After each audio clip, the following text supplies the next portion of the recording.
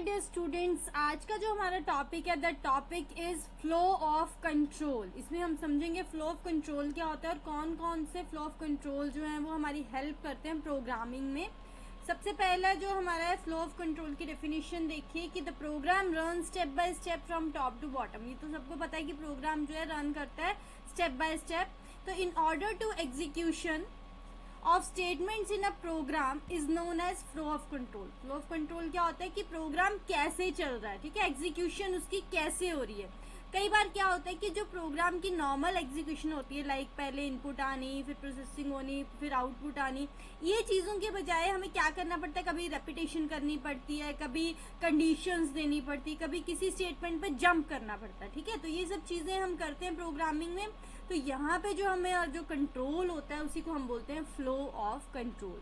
तो देखिए आगे लिखा है मैंने, but sometimes we need to change the flow due to making decisions, repeating actions, skipping some parts, ठीक है। ये काम हम करते हैं। जैसे एग्जांपल देखिए, जब हम कंडीशन बेस्ड स्टेटमेंट्स लगाते हैं, लाइक इफ एल्स लगाते हैं, एल्स इफ लगाते हैं, तो यहाँ पे हमें कंडीशन चेक करनी पड़ती है कि प्रोग्राम की क्या कंडीशन है, कंडीशन कहाँ पे लगी है, क्या स्टेटमेंट है, उसके अकॉर्डिंग प्रोग्राम चलता है, ठीक है।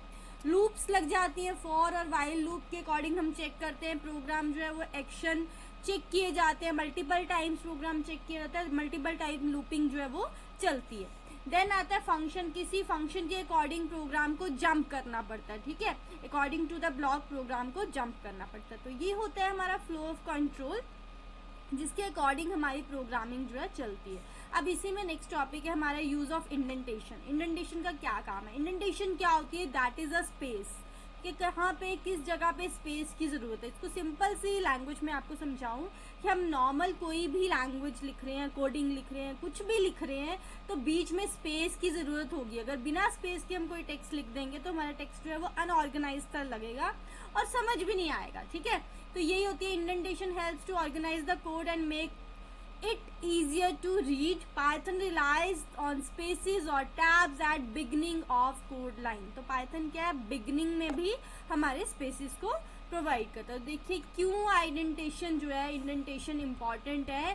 क्या करती है, कोड के ब्लॉक्स को सेपरेट करती है, ठीक है। लूप्स कहाँ लगी हैं, फंक्शंस कहाँ है, एल्स इफ स्टेटमेंट कहाँ है, रीडेबिलिटी, आपको रीड करने की जो है वो इम्प्रूवमेंट दिखाती है कि आप प्रॉपरली इसको रीड कर सकते हैं। एरर्स जो है वो कम होंगे, अगर इंडेंटेशन होगी तो एरर कम होंगे, और इंडेंटेशन हम करेक्टली नहीं लगाएंगे तो भी एरर होंगे, ठीक है। तो एक एग्जाम्पल है छोटी सी, देखिए प्रिंट स्टेटमेंट लगाई मैंने, इंडेंटेड करेक्टली की, तो स्पेस जो है प्रिंट स्टेटमेंट से पहले उसको क्या बोलेंगे, इंडेंटेशन। ओके, क्लियर हो गया होगा आपको कि इंडेंटेशन जो है वो क्यों जरूरत है और क्यों इसकी हेल्प पड़ी in flow of control.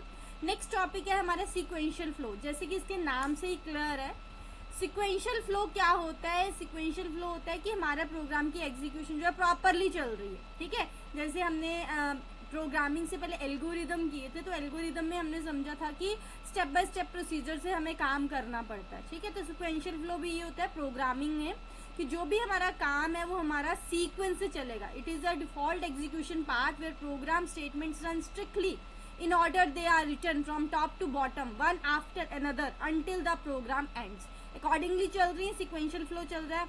but control structures जैसे सिलेक्शन है, आइट्रेशन है, तो इसमें क्या होता है, यहाँ पे स्टेप बाय स्टेप प्रोसीजर जो है वो नहीं चलता है। यहाँ पे स्टेप बाय स्टेप प्रोसीजर चलाने के लिए हमें क्या करना पड़ता है, सीक्वेंशियल फ्लो को फॉलो करना पड़ता है। लाइक इनपुट दे रहे हैं, देन कैलकुलेट कर रहे हैं, आउटपुट दे रहे हैं, ठीक है। तो fundamental flow form the basis for other control structures like selection and iteration is seen in simple program. तो ये सिंपल प्रोग्रामिंग में हेल्प करता है हमारे सीक्वेंशियल फ्लो, क्योंकि अगर नॉर्मली प्रोग्राम चल रहा है तो वो सीक्वेंशियल फ्लो होगा। जहाँ पे लूपिंग आ गई, कंडीशनल स्टेटमेंट्स आ गई, वहाँ पे हमारा सीक्वेंशियल फ्लो जो है वो टूट जाता है।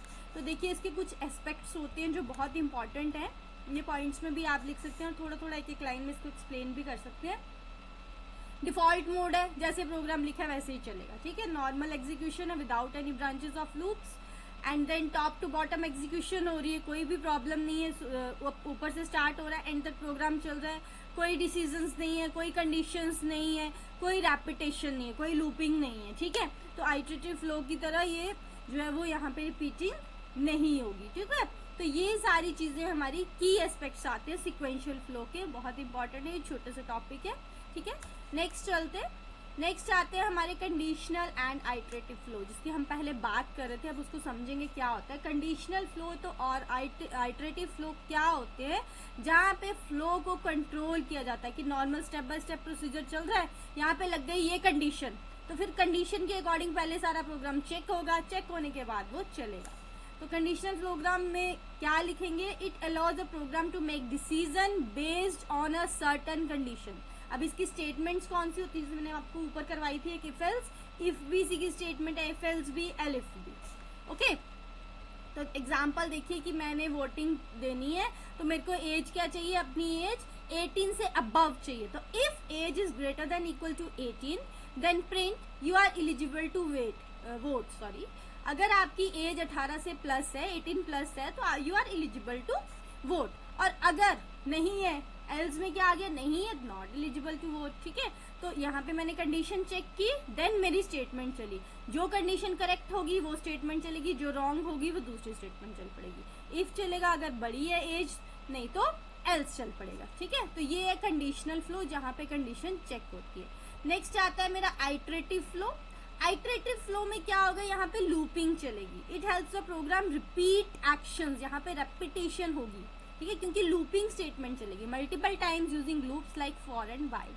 For i in range 5। ठीक है, अब हमने आई को स्टेटमेंट दे दी कि 5 बार जो है मेरी आई ने चलना है, तो प्रिंट आइट्रेशन इज आई। तो आई कितनी बार चलेगा, 5 बार। जो भी मेरी स्टेटमेंट है वो 5 टाइम्स रिपीट होगी। ओके, जितनी मैंने स्टेटमेंट दी है उसके अकॉर्डिंग रिपीट होगी। तो this is called iterative flow. याद रखना, ये आइटरेटिव फ्लो होता है जहाँ पे हमेशा स्टेटमेंट्स जो है वो रिपीट करते हैं, एक्शंस जो है रिपीट किए जाते हैं। ओके, तो this is conditional and iterative flow. तो यहाँ से हमारा एक टॉपिक पूरा खत्म हो गया। नेक्स्ट क्लास में हम डिस्कस करेंगे कंडीशनल स्टेटमेंट्स। ओके, तो यहाँ तक आप पढ़िए। अगर आपको कोई डाउट लगता है तो आप कमेंट सेक्शन में कमेंट करके पूछ सकते हैं। Thank you.